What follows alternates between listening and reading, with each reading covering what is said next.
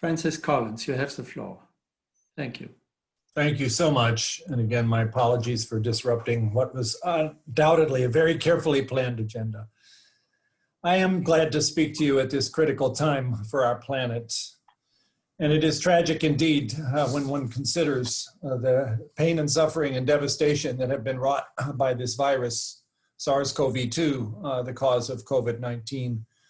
As of now, 36 million cases worldwide, and that's probably a massive underestimate, and over 1 million deaths.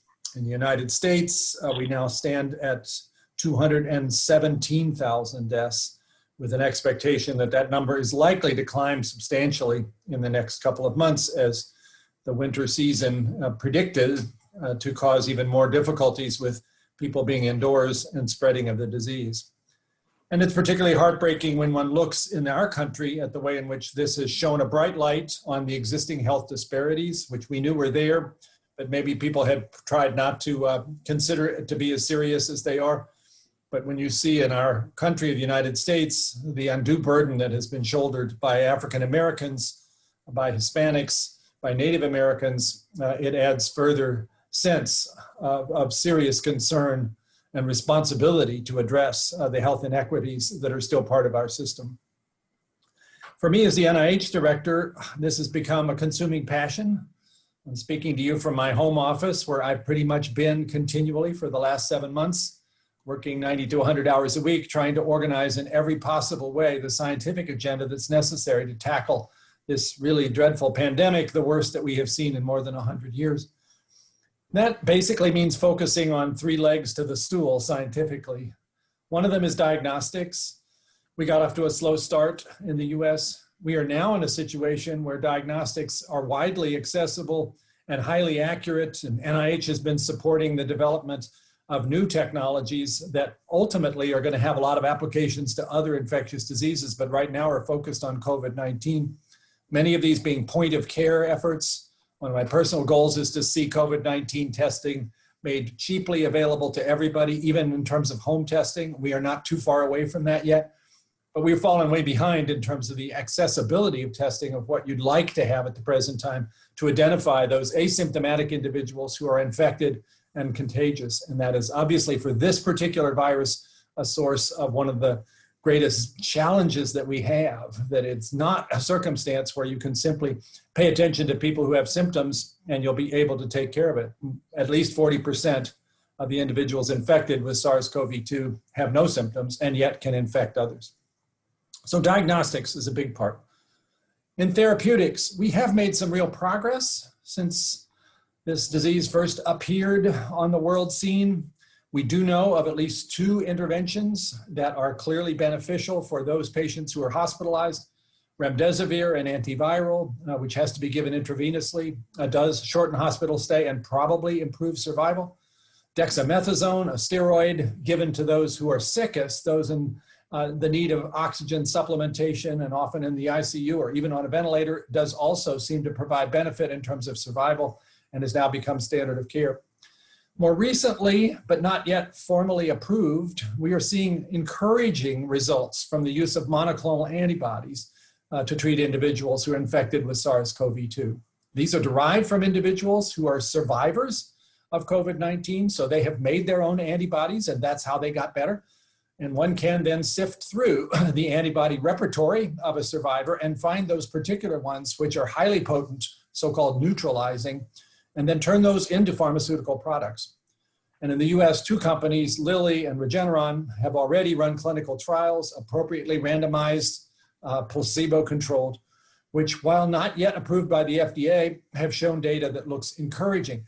It's likely, however, that these will need to be given as early as possible. While the individual has not yet made their own antibodies, you give them the monoclonal and give a chance to reduce the viral load before it gets much worse. And this is logistically going to be a challenge because this is an intravenous infusion that has to be given to an outpatient. And we're not generally so good at doing that in any healthcare system. And certainly this will be challenging in low resource settings. So a big effort currently underway to try to see could such monoclonal antibodies be also delivered by other means in terms of perhaps subcutaneous injection, which could be done almost anywhere. This seems to have the greatest benefit for people at high risk, those over 65 and those who are obese. And we don't really quite know where the limit would be here in terms of what the benefit would be. But this is certainly an area of great interest. There are other antivirals that may be helpful, but they're frankly a few steps behind because it takes a long time to start from scratch and try to find a small molecule that will inhibit this particular coronavirus. Maybe one or two of those starting to come along. In terms of vaccines, which is the focus that many people have at the highest level, we are making real progress there. And it is astounding to be able to say that when you consider that we only knew the sequence of the viral genome for this coronavirus in the middle of January. And yet here we are in October in the United States already with 4 phase 3 trials. Those are the large scale trials to test safety and efficacy of 4 different vaccines. One of them is currently on a safety hold. The other 3 are going forward. These trials involve at least 30,000 participants. Several of them are international, enrolling patients in South America as well as in Africa. But the main focus of these 4 has been in the US.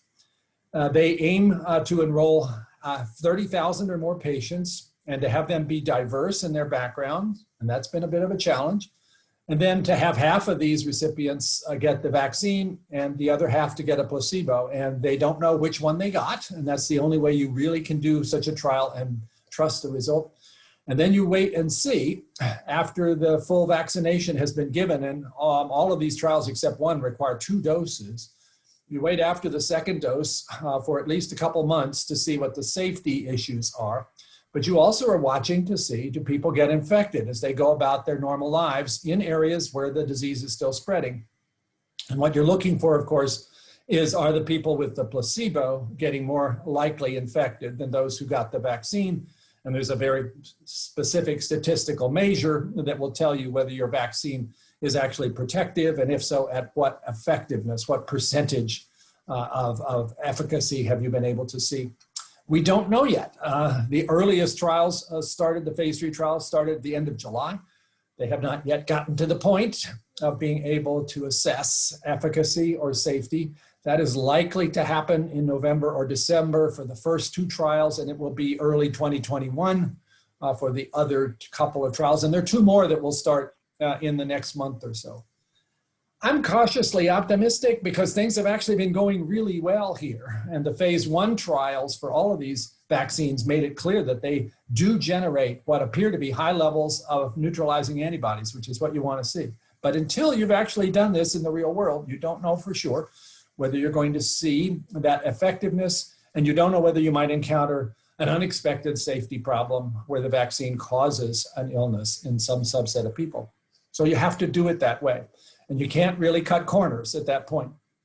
Meanwhile, in the US, because of something called Operation Warp Speed, a lot of money, billions of dollars, have been invested in manufacturing tens or even hundreds of millions of doses of each of these candidate vaccines on the chance that they turn out to be effective and safe, because you wouldn't want to have to wait then many months to build the factory and do the large-scale manufacturing if you knew you had something that worked at a time of such a crisis.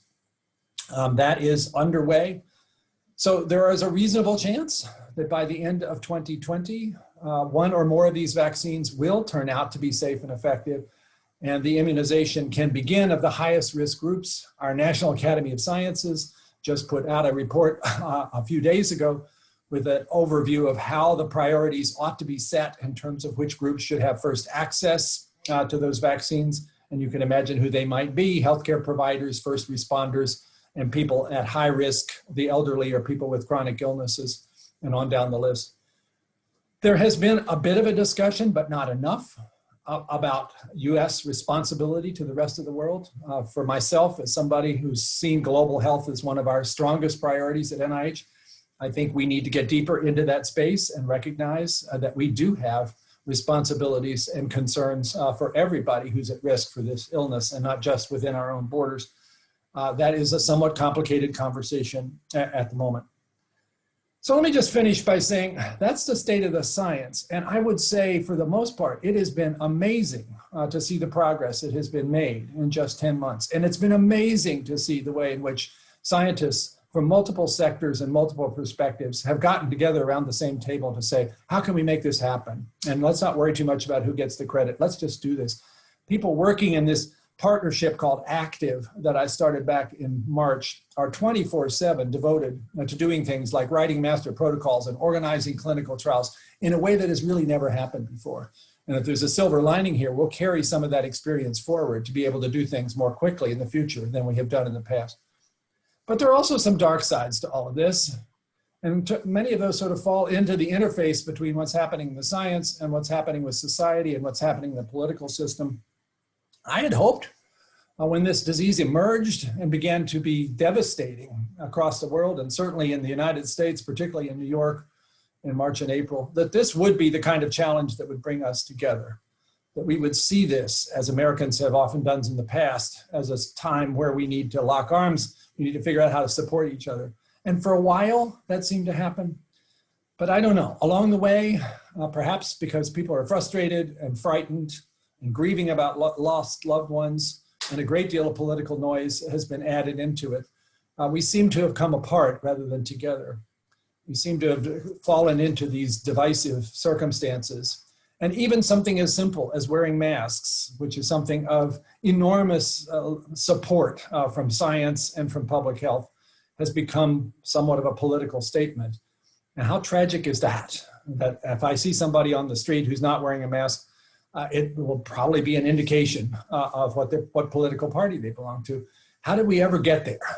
If aliens arrived on our planet and saw this kind of behavior, they would really wonder how something that should have been science-based could have become so polarized. We in the United States are terribly polarized. Another reflection of that is the vaccine hesitancy that we see across our country, with at least half of Americans saying they're not sure they would take a vaccine if it was approved by FDA. They would have some doubts about it. And again, a great many conspiracy theories flying around in social media that support the idea that all sorts of nefarious things are going on with the vaccine preparations, things that are outrageous and yet are somehow endorsed by reasonable people as an alternative to the truth. So we have a lot of work to do here, just in terms of our culture and our society. And because it's the Pontifical Academy of Sciences, let me just say in conclusion, I think there are three things that we need to pay more attention to. One is the truth. I'm afraid in many instances, particularly with social media, being able to pass around all kinds of alternative perspectives that simply are not true, we've lost our way sometimes in the insistence that we should be guided by facts that you can document with evidence. If we've lost that, I don't know how we're going to recover again. So we need to re-anchor ourselves into the fact that there is such a thing as objective truth and that we should make decisions on the basis of that. Secondly, because it's the Pontifical Academy and because I'm a person of faith, I think it's critical that we need to recover some of our spiritual perspective at a time like this. That this is a moment that believers have gone through before of enormous stress, things coming down upon us. Tom Wright, who's my friend and a wonderful theologian in the UK, wrote a wonderful piece in Time magazine about this may be a moment to remember what it means to lament. That we are called sometimes when we don't have answers to recognize the sadness that brings, to lament and to know that we serve a God who understands that. And that we're part of a long history where things of this sort have happened.